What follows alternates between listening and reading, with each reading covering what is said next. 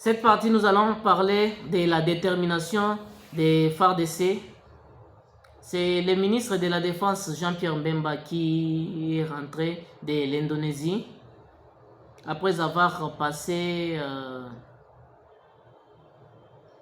plusieurs jours dans cette nation de l'Asie du Sud-Est où Jean-Pierre Mbemba a été convié à visiter les pavillons militaires de cette armée où il y avait un arsenal impressionnant qui intéressait la RDC. Vous le savez, nous sommes confrontés à l'agression rwandaise appuyée par la communauté internationale. Le Congo, comme un État souverain, a mis un budget conséquent de plus d'1 milliard de dollars dans sa filière de l'armée de la défense. L'armée congolaise devra rendre très au sérieux la menace qui pèse sur la République. Et il y a une loi de la programmation militaire qui était aussi approuvée, adoptée et promulguée par le chef de l'État pour permettre à cette armée de devenir une armée dissuasive, forte et capable de pouvoir faire face à toute éventualité. Ce n'est plus une armée de la rue, c'est une armée qui est dotée d'une loi.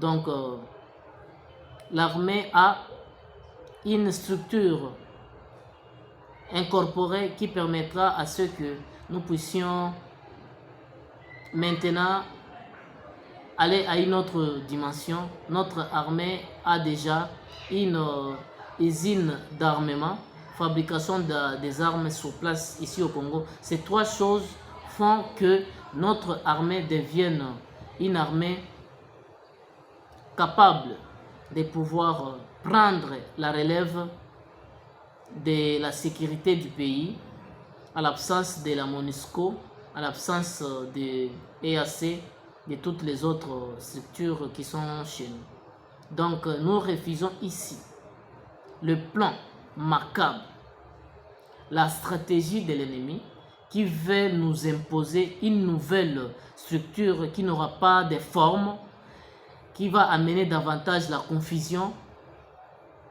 qui va englober la MONUSCO, l'EAC et la SADC qui arrivent, où nous ne saurons pas effectivement à qui demander. Demander à l'ONU ou à la communauté est-africaine ou encore à la communauté de l'Afrique australe. Ça sera une confusion chez nous. C'est dans cette perspective, dans cette menace qui pèse sur la République, que lors de son dernier voyage, le président Tshisekedi a annoncé la fin de la présence de la force EAC. Cette force est venue faire le travail que la MONUSCO a fait pendant plus que 24 ans. Comme la MONUSCO était devenue mal aimée par la population et leur présence dans toutes les agglomérations de l'Est n'était plus voulue, il fallait amener une autre force qui pouvait venir faire le travail que la MONUSCO faisait. C'est EAC qui le fait maintenant. C'est les propos du ministre de la Défense, Jean-Pierre Mbemba, lors de la dernière réunion du Conseil des ministres, qui dit ceci, que les M23, j'aimerais vous lire ça carrément pour avoir un peu de précision. Les ministres de la Défense et anciens combattants est revenu sur la situation sécuritaire qui reste préoccupante, principalement dans les territoires Masisi, Rutshuru et Nyiragongo, où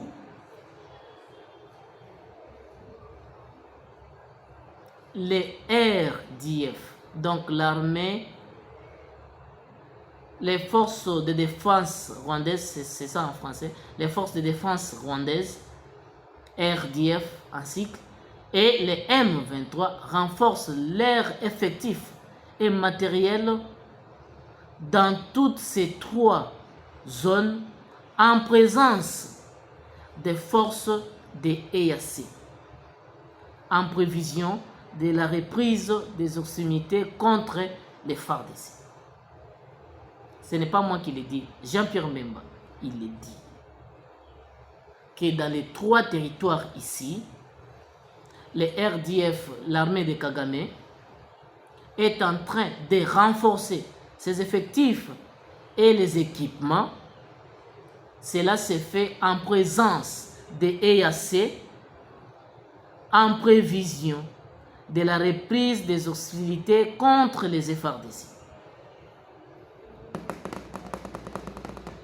Donc la MONUSCO fait semblant, EAC fait semblant, on laisse ces gens s'installer, s'ajouter les armes. Ces armes-là ne viennent pas du Rwanda, ça vient de la France, ça vient de tous ces pays occidentaux qui sont allés faire des déclarations au G7, soi-disant que les M23 se retirent. C'est eux-mêmes qui envoient les armes.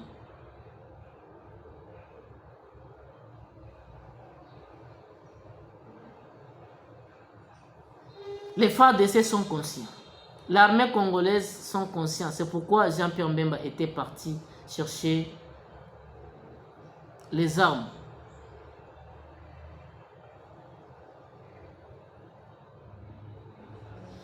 Parce que si nous ne nous armons pas, nous n'aurons pas la possibilité de nous défendre. Ce qui nous fait du mal, c'est qu'ils sont en train de renforcer leur présence partout. Ne restons pas bras croisés. Nous devons équiper l'armée. Nous devons donner tous les moyens capables de pouvoir faire face à cette menace.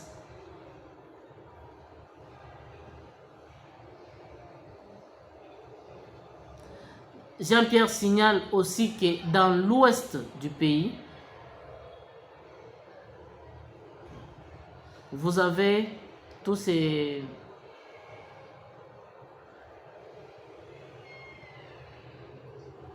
incursions répétitives des assaillants qu'on appelle Mubondo.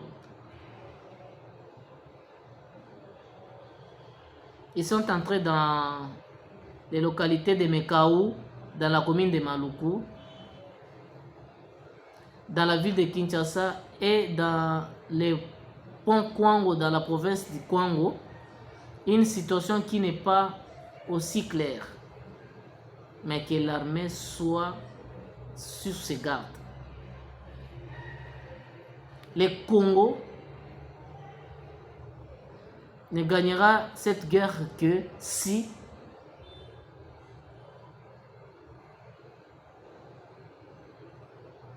la population reste unie et déterminée à soutenir le gouvernement. Et si l'armée est nettoyée, désinfiltrée, les cas contrôle, s'il n'y a pas les deux choses-là, nous ne gagnerons jamais cette guerre.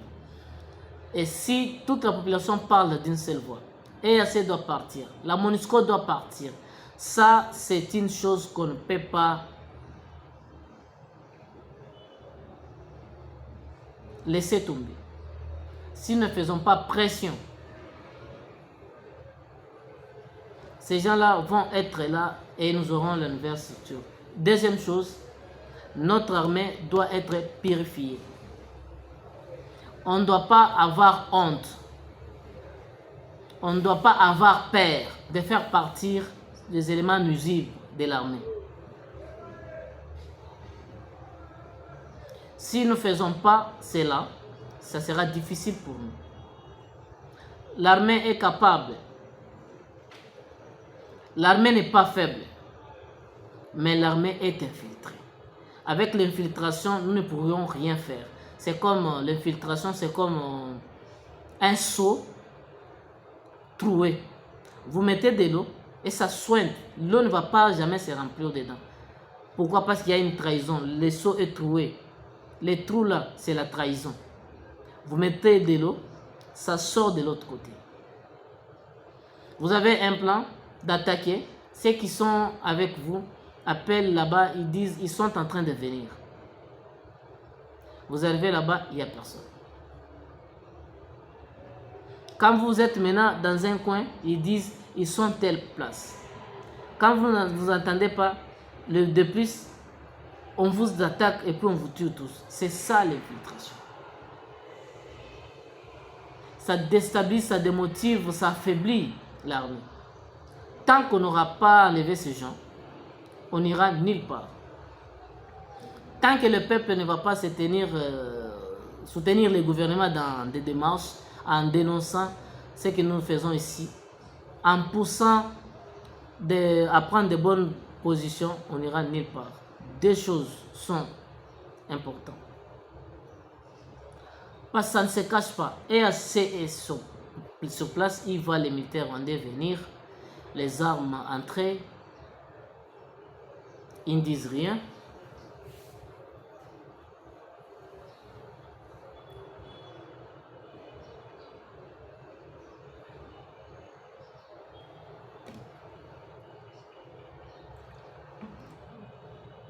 Il y a aussi notre jeune frère ici, Innocent Baloumé. Mon frère, tu fais un bon travail, ça c'est un conseil, tu fais un bon travail, tu as amené la musique congolaise très loin, mais la déclaration que tu as fait sur tes concerts,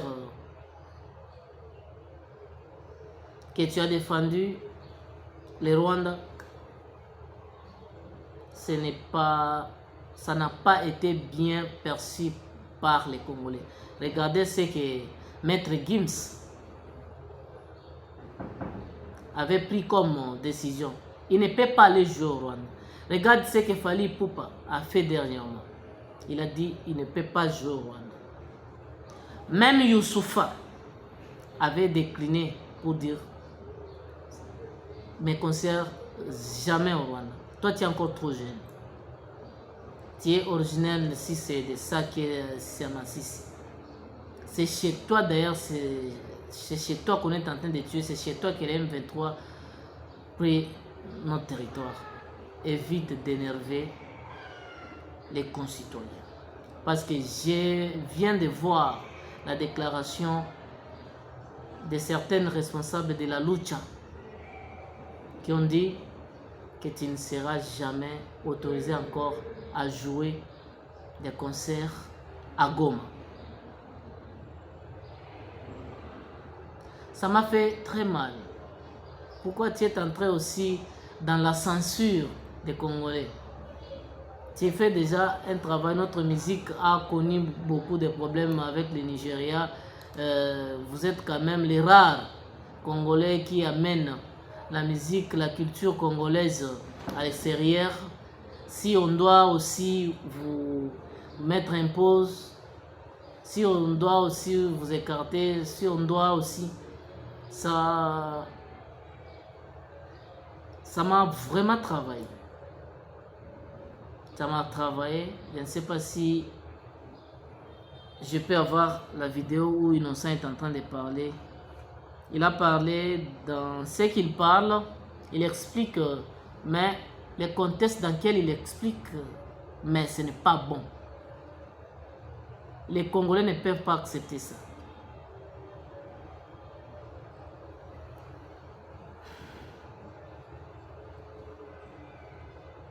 Bon, la vidéo, je ne l'ai plus. Je ne vois pas ça. Mais les gens de la lucha sont mécontents et ils ont dit que vous ne pouvez pas jouer et ils ont demandé même que vous ne puissiez pas jouer même en Europe. Si vous jouez en Europe, que les combattants ou nos frères de la diaspora puissent vous empêcher de ne pas jouer. Vous voyez à quel niveau où on vous amène, où vos aînés. Parce que Innocent n'a pas mal expliqué. Il a dit mal ce que le président a dit. Moi, je n'ai pas de problème avec les Rwandais. Nous tous, nous n'avons pas de problème avec les Rwandais. C'est les régimes rwandais qui sont ces gens-là qui prennent des décisions contre, parce que les peuples congolais, eux aussi, sont victimes de ces régimes. Il faut se débarrasser des régimes et non pas du peuple. On n'a aucun problème avec le peuple rwandais. Mais si vous voulez jouer là-bas, ce n'est pas le peuple qui va bénéficier. C'est le gouvernement, c'est Kagame et ses hommes qui vont bénéficier de cette histoire-là pour parler, pour montrer. Voilà, Innocent est ici. Voilà tout ça. La récupération politique, c'est ce que nous disons. Non, non. Parce que c'est eux qui sont encore au pouvoir. Non, non. On ne peut pas aller vers les Rwandais. Si ce gouvernement part et qu'il y a un autre gouvernement, les relations rentrent normales entre les deux pays. Il n'y a pas de problème. Donc, ces côtés-là, d'après moi, s'il y a des choses à corriger, cherchez à corriger, rentrez encore à la télévision, retirez ces propos et défendez les Congolais. Ne donnez pas les gens de donner des intentions que vous n'êtes pas Congolais, vous êtes Congolais, ou les deux parents sont Congolais. Je connais les deux parents, ou du moins s'il y a d'autres parents. Moi, je connais les deux parents des innocents, ils sont Congolais. Dire, prendre des décisions comme ça, ce n'est pas bon. Ce n'est pas vraiment bon. Donc, pour l'instant, tout Congolais d'origine doit défendre les Congos. Le reste, c'est dans l'avenir. Mais maintenant, là, il faut défendre les Congos. Parce que je ne pense pas que, en disant ça, ça a amené quelque chose. Ça vous a, en contre, donné beaucoup. Déjà, à Goma, on vous interdit. C'est votre fief, non? C'est chez vous là-bas. Mais si on vous interdit de jouer là-bas, ça doit être comment? C'est-à-dire qu'à Kinshasa aussi, vous n'allez pas jouer. En Europe, partout où vous n'allez pas, vous ne pouvez pas aller. Si vous retirez, ça peut encore calmer les Congolais. Soyons humbles. Ça, c'est un conseil aux jeunes frères. J'aime beaucoup ce que vous faites. Notre culture importée ou emportée très haut, mais votre sortie médiatique là a créé beaucoup de problèmes que vous en aviez avant. Soyons humbles.